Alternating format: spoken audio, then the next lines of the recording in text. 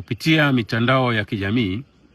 tumeshuhudia tabia ya baadhi ya watu ya kutumia vibaya mitandao hiyo kwa kutengeneza, kuandika na kusambaza maandishi na picha mjongeo za kuhamasisha watu kufanya vitendo vya kihalifu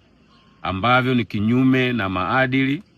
utamaduni wa Mtanzania na kinyume na sheria za nchi. Vitendo hivyo vya kihalifu vinavyosukumwa na dhamira ovu, pamoja na kwamba ni kinyume cha sheria za nchi, vimekuwa vikisababisha hofu na taharuki kwa wananchi wema walio wengi kuliko wao bila sababu zozote za msingi. Tabia hizo na vitendo hivyo vinatakiwa kukemewa na kupigwa vita na mtu yeyote yule anayetambua umuhimu na thamani ya amani kwa maisha yake na familia.